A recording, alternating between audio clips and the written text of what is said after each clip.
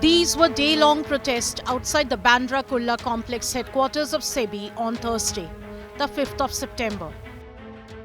A day earlier, a letter written to the Finance Ministry last month had been leaked. It listed several complaints against the SEBI hierarchy and was reportedly signed by nearly 500 employees of the regulator. The opposition pounced on the opportunity to corner SEBI chairperson Madhvi Puri Bhuj with the Public Accounts Committee, headed by senior Congress leader K.C. Venugopal, hinting at summoning her soon. The decision is significant as a review of regulatory bodies is rare, with no instance of such summons in the recent past. Came to know that there is a subject, so moto subject taken by the PAC.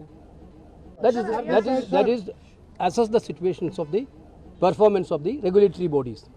In that regulatory body, everything will be, not only SEBI, TRAI will be there, ERA will be there.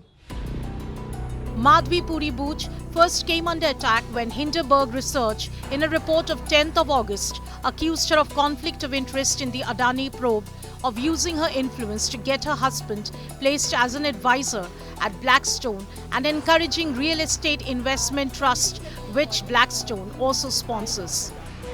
The Congress then started its attack on Bhuj, first accusing her of receiving salary and ESOPs from the ICICI Group even after assuming her responsibilities at SEBI.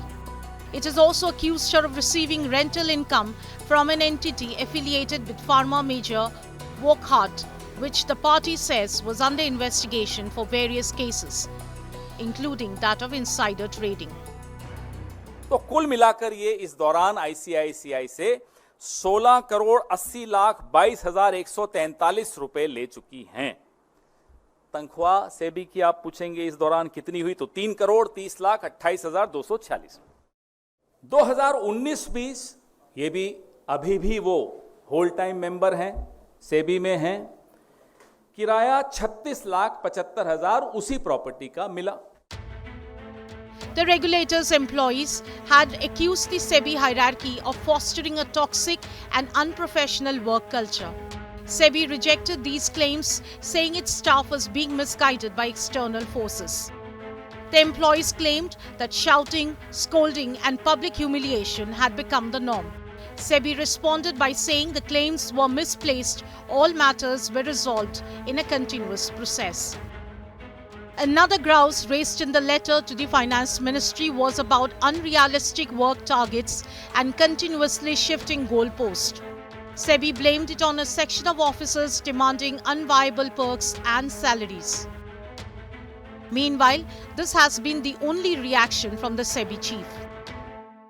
Of course, there was a mention of REITs, but Ajkal, if I utter the word REITs, I am accused of conflict of interest. So perhaps it would be better for me to abstain.